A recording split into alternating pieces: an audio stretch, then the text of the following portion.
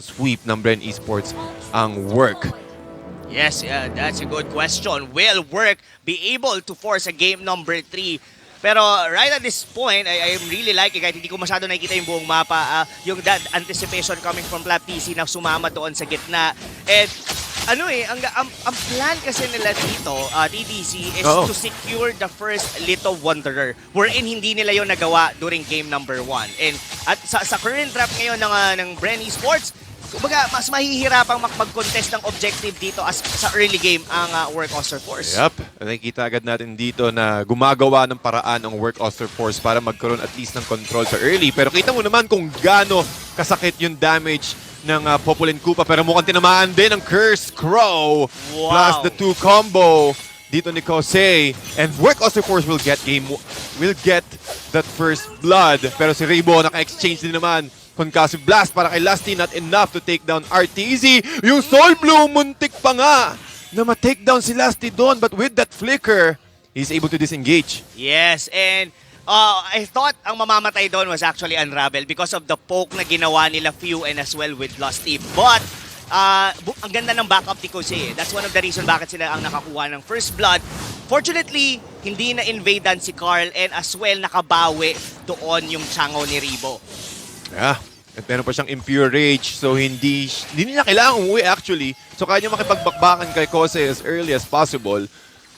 And also the Meteor Shower para pang-clear ng wave. But however, Unravel na naman ang magiging next target ng Bren Esports. Pero alam naman natin, Hilda pa rin yan. Makunat at makunat pa rin talaga yan. Pagpasok niya lang sa brushes, magpuproc yung yung blessings niya. So, kailangan lang naman maging maingat ni Unravel dito pero looks like Bren Esports, di na sila maghihintay pa. Kunin na kaganito, they are well positioned to get the first turtle. Alam din ng Work Auster Force na hindi mo na nila pwedeng sabayan ang Bren as early as this. Dahil kailangan pa nila ng items kay Chu, kailangan pa nilang ma-secure yung mga, at least yung mga first core items na kanilang side lane. Pero may bawi naman sila. They took down Rebo on the bottom lane. And the bottom lane, they will. Kosei, mukhang hindi ata siya makakapag-wings by wings.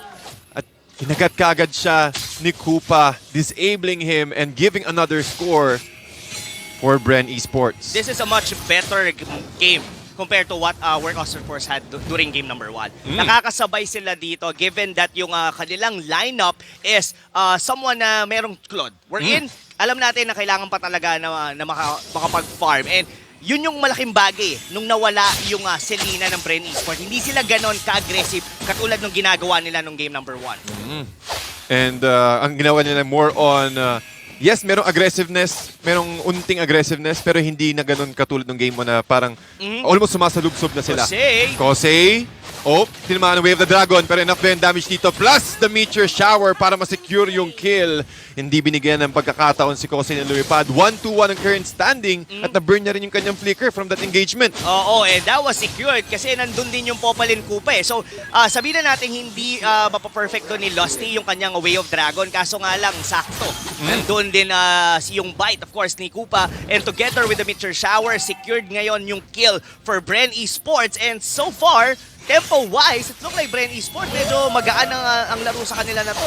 Magaan na nga rin ang ikot ng Work Auster Force. Pero yeah, nakikita natin dito yung Bren Esports na talagang nagiging reactive. O sila din mismo ang gumagawa ng mga plays. So almost bigayin lang din ng opportunity dito. Kung sakaling kung sino mag-initiate, sila yung agad yung makakalamang when it comes to fights because they have the burst capability as well. Pero talking about burst, Kosei securing another kill here at si Rebo ang mapapatumpa sa side ng Bren. Nadadalawahan na si Rebo doon, TDZ. Pero another turtle fight. Oh, Electro Final Blow. Sino makakakuha ng turtle? And that will be Carl TZ gamit ang kanyang Benedetta, 3-mar TZ with a nice stun. But hindi pa rin enough yung shield to protect against 2 members ng Bren Esports. RTZ trying to chase Slap TZ. Pero meron siyang Quicksand Guard. Si Few. Upo muna siya. Pero si Carl TZ, si Chumo ang siyang hinahabol dito. Carl TZ, again, with the feathered airstrike. Enough! Yung damage. Carl TZ is down. And Kosei with a nice assist. Kosei sinusubukan niya i-body block at steal rather yung purple buff gamit ang Meteor Shower ni Rebo. Pero magandang engagement. Sino lumamang doon? Well, parang balikan lang din, DDZ. Well, I Oy. can say that Bren Esports definitely won that engagement dahil na-secure nila yung turtle. Pero nakakuha ng consolation naman dito si Kusei. Diba? Getting a pick off on Bren Esports. And right now, and that was definitely Carl TZ. Kahit pa paano, nahahalt nila yung progression nitong Benedetta na to. And mind you, TDC, si Chu, hindi pa siya namamatay dito. Sabihin na natin wala pa siyang nakukuhang mga, or rather objective, or even itong wala pa siyang napapatay. Pero tuloy-tuloy ang farm ng Claude na to. And somehow, itong Claude na to ang magiging problema ng Bren Esports going into late game. Lalo kapag nagkaroon na siya ng items. And looking at the items here, 3 Martizi, meron na siyang Bloodlust Axe, so mas mataas na naman yung lifesteal niya. So, meron ding opportunity yung Work Auster Force na makipagsalpukan kaagad with that item. And talking about item here, Demon Hunter Sword, but look at Unravel. Sinusubukan niya makipaglaban sa tatlo. Meron siyang Flicker out, and Chu with the Blazing Duet. Not that much damage. Si RTC sinusubukan niya i-take down si Rebo. Almost half HP from that Soul Bloom. Pero Work Auster Force, meron silang opportunity to play aggressively, pero ang Bren Esports absorb, parang calculated nila yung damage output ng Work Auster Force. Oo, and alam mo TDC, yung ginagawa nila Unravel and RTZ, they are just buying time to the point na makapag-farm si Chu, and sobrang libre. Actually, uses Blazing Duet doon sa gitna, and as well, getting all that energy, or rather yung turrets doon ng Bren Esports. So, ngayon, ang ginagawa ngayon dito ng Work Auster Force, just holding the line, just give enough time para sa mga damage dealer nila. Even Primar DC, confident na ngayon siya dito. Yep, sobrang confident niya with the Festival of Blood additional lifesteal at nagkaroon tayo ng engagement dito sa may bottom lane. RTC will secure that kill using the Soul Bloom. Para sa Few ang magiging next target dito. Bite M. Koopa ang naging sagot ni Few, but Flap TZ will be the ones going to secure that kill. Turtle fight na naman. And also with the Feathered Airstrike, muntik niya ma-take down si Few, pero enough pa rin damage, and the Turtle will be taken out by Carl TZ. Carl TZ ang magiging main focus ngayon, pero Carl TZ hinabol din si Kosei. Kosei, he will go down sa kamay ng Flap TZ. The TZ brothers taking down Tun, making the play side ng Bren Esports. Ang daming naging mali doon sa side ng Work Auster Force. Even Kosei was about to kill Lusty dung pag-face check doon ng Cho, pero hindi kinulang pa. Even with a single normal attack, hindi niya napatay doon na Cho, just right, flicker out. Tapos yung backlanes ng Bren Esports, hindi nila in-anticipate na ganun yung damage na rito. So, right now, Work Auster Force, medyo nababawian sila ngayon ng Bren. Nababawian nga sila ng Bren ngayon. And with that, Lusty will be taken out of the play for the next 15 seconds. Pero lumalaban pa rin yung Work tol Definitely. Talagang naghahantay lang din sila na, okay, kailangan lang natin i-endure yung first part of the game. Pero kapag si Chu nagka-item na, meron siyang Raptor Machete plus the Demon Hunter Sword. Mas siguro isa pang item. On top of that, pwede na agad silang mag-engage. Since medyo maaga pa rin naman, Rob, it's just 8 minutes. Pero talking about momentum and talking about the tempo, Bren Esports ang may hawak nun. Oo, pero kailangan nila maging mindful dito TDC. We've all known, of course, Claude is definitely gonna scale on the lane. And not only that, even Kusei, napansin ko yung damage ng kanyang Feather Airstrike kanina. Just by 2 pops, kayang-kaya niya na kagad na makapatay ng mga squishy lineups dito from the Bren Esports. Yeah. Pero ang maganda lang sa Bren, yung aggression nila hindi humihinto. Talaga tuloy-tuloy to the point na ang Work Auster Force, kailangan nilang sumabay. And it all thanks to RTZ and Unravel kung paano sila nakakasabay ngayon dito sa mid-game. Look at the gold lead ngayon dito. This is what? 3,000 lead on Bren Esports. Pero hindi natin masyadong ramdam yun kasi ang ganda rin ng ng depensa ng Work. Yep. And giving some space dito sa side ng Work Auster Force to at least find an opening. At yun yung magiging sagot dito ng Work Auster Force. RTZ taking out Carl TZ. Unravel ang magiging target. And Few, hindi pa rin enough yung damage up against a very tanky Hilda. Ang ganda ng pick-off na yun, TDZ. And that was with the help of course, the support of Work Auster Force. And right now, walang jungler ang Bren Esports. And this is a good opportunity para sa Work na bumawi sa torre. An opportunity they will have. Mukhang mahuhuli si Flap TZ. Shut down. 320 gold ang makakuha niya. But Lusty with the way of the dragon. Si Unravel ang nakuha. But Few, nagabang pa rin sa likod with the Popple Surprise na stun at na slow ang members ng Work Auster Force. And also a nice attempt from Rebo to use his Meteor Shower, pero the other way around ang ginawa ng Work Auster Force. Doon tayo sa kabila. Oh, wow. Medyo nagkasunod-sunod doon yung yung pagbawi ng work Auster Force. Hindi pa naman nila nako-convert to into an objective, pero they are actually getting ahead in terms of map vision right now against Bren Esports. And like what you mentioned, medyo pagka hindi maganda yung positioning na meteor shower ni Rebo, parang kukulangin sa damage potential, sa damage ang Bren Esports. So, right now, kailangan maging maingat ng Bren yung kanilang pagpasok. Look Aroy! at RTZ! Ang sakit ng damage ni Flapteezy with the BOD. Pero si last team mo pumapasok sa loob. Way of the Dragon, na-cancel niya ang Feathered Airstrike. Ito rin si Flapteezy with the ultimate, trying to catch out Kosei. Kosei makapag-wings by wings. Si Chu naman nasa likod with the BMI, able to escape, pero hinabol pa rin siya ni Carteezy using the Electro Final Bro. Unravel ang magiging next target dito, but Carteezy says no. Disengage muna tayo. Okay na yung takedown natin si Chu. And that is the second death para sa Claude ni Chu. Grabe yung pag-sustain ni Flapteezy doon sa gitna with a Desert Tornado and getting a kill, of course. Chu, this is a good strategy din coming from Bren. They could potentially take the Lord right now. Pero ang gusto nila, this is a much disciplined strategy. Linisin muna nila probably yung mga inner turrets dito, or rather get a good position para mas makuha nila ng maayos itong Lord. Kasi at this moment, buhay na ngayon yung Claude. Bren Esports, they need to think twice if they would want to secure itong first Lord of the game. Pero ang daming members ng Bren Esports na nag-aabang sa may Lord Pit. Kinamitan ng Bite M Koopa si Trim Arteezy, but not that much damage. Pero meron siyang control at least. Stun para kay Arteezy. Feathered Airstrike ginamit dito ni Kosei. Not enough angle or not much AOE. Flapteezy still survives. Stream Arteezy up against Flapteezy. Quick stand guard para makakuha ng HP regeneration. Carteezy against the world. Kailangan makakatakas ba siya? Sabi ni Chu, hindi ka makakatakas. Not today. But Chu with the BMI safely getting out of the way as work Auster Force getting a takedown or rather a shutdown para kay Carteezy. That was almost a good initiation coming from Bren Esports. Oh! Wow! Nakakuha pa ng isa si Kosei with the last feathered airstrike. Natumba si Pew. Oh my, that was very unfortunate para kay Few, pero I just would like to say, ang ganda ng anticipation doon ng ultimate ng Khalid eh. Nung pag-circling eagle doon ni RTC, inabangan niya yung impact. Tumama to, na-pick off kagad yung Matilda, kaso nga lang, yung damage, we've talked about this earlier, TDZ, yung damage ni Chu. That's one of the reasons kung bakit halos natunaw kagad doon sila Carl TZ. And at this point, mukhang online na ang work Auster Force. Online na ang work Auster Force at online na rin si Chu. Pero nagkaroon tayo ng Lord fight. Almost half HP ang Lord sa ngayon. Pero ang Bren Esports umiikot sa may left side or sa right side. At ang work Auster Force din ay nag-aabang na magandang opportunity. RTZ nag-sustain ng enough damage from the rest of Bren Esports. Feathered Airstrike ginamit na rin ni Kosei. But still, look at the position of Bren Esports.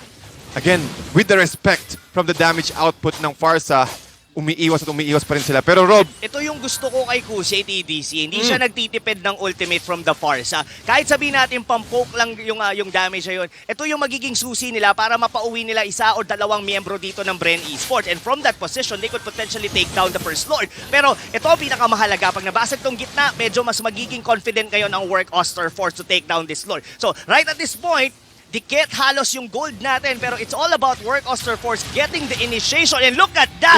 Feathered airstrike kay Few.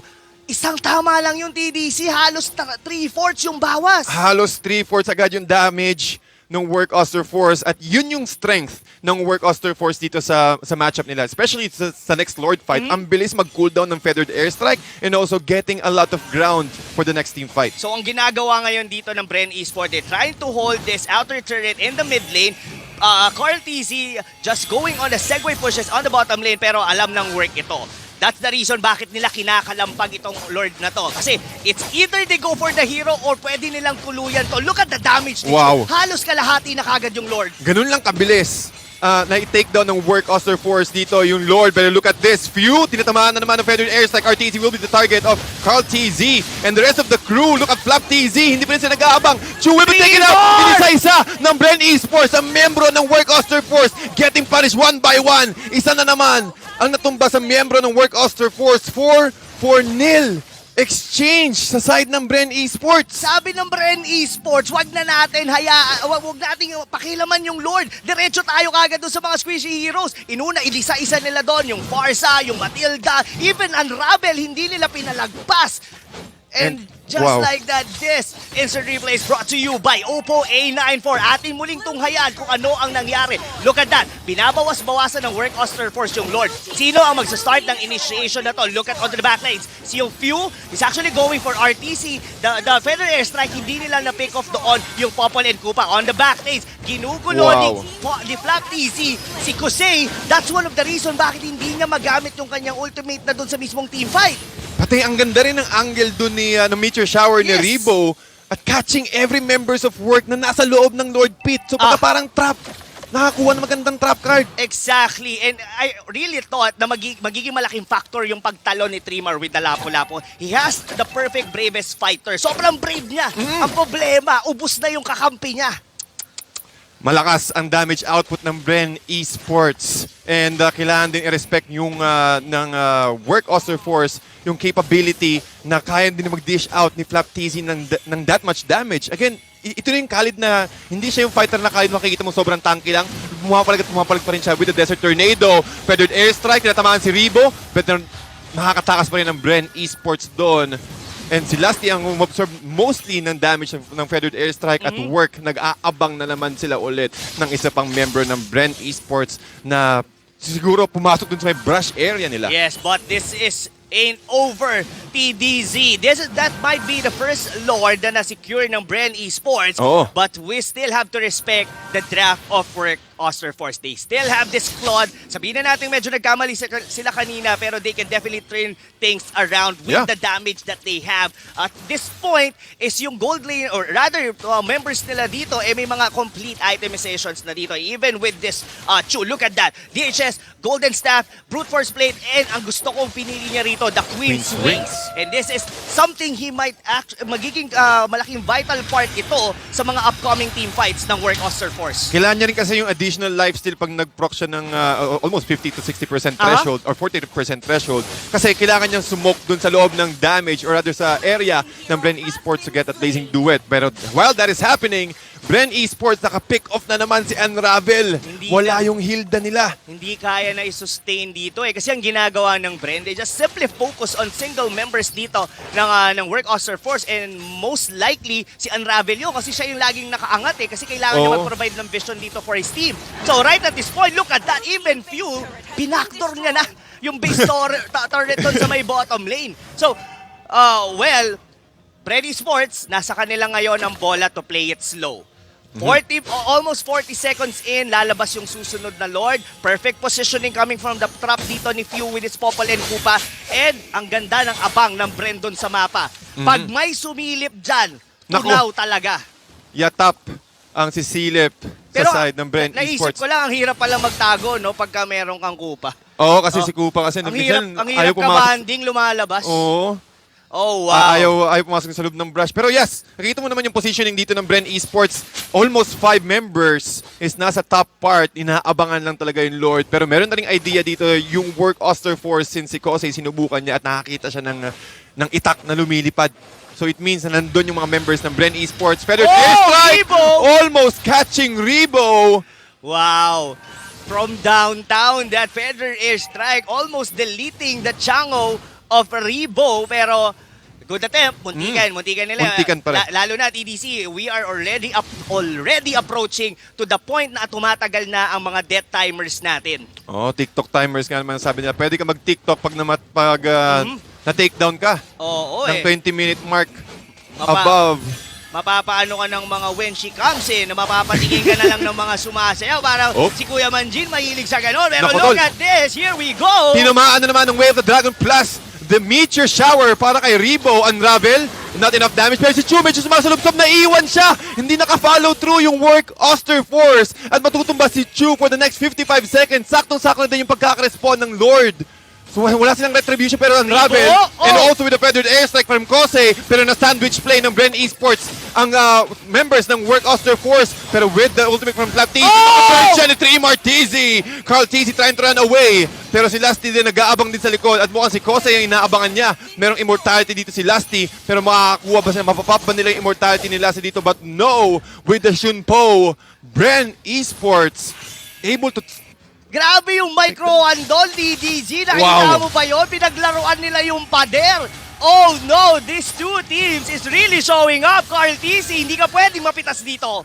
Hindi nga pwede. We can cancel blast with the mobility from Carl TZ. Makakatakas ulit pero si Lusty nag-umaamba.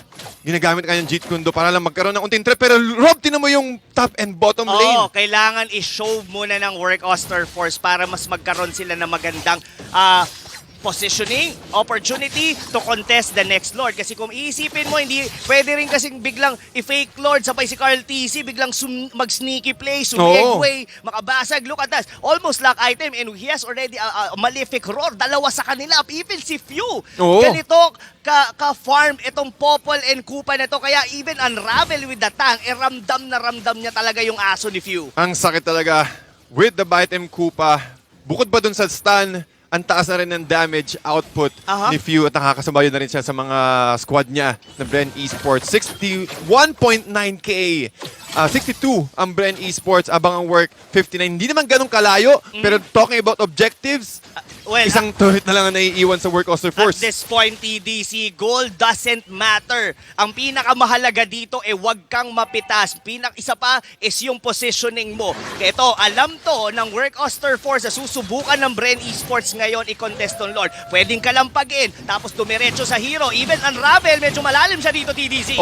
Si Flap TZ na-absorb yung damage ng Feathered Airstrike pero na-stop siya ni Lusty. Lusty ang magiging next target ngayon ng work Auster Force. Pinapatakbo, but with the Meteor Shower, unravel, buhay pa rin, but si RTZ medyo lumalim. Hindi agad nakapag-follow through ang work Auster Force. Si Chu is also exposed. Pero si Carl TZ ang magiging main target dito. Chu is still trying to catch out the rest of the members of Bren Esports. Pero si TZ with a nice jump. Raging slash. Popping the immortality of Lusty. Pero na-isolate siya ngayon ng Bren Esports. Ito na ang turn ng Bren Esports with the way of the dragon.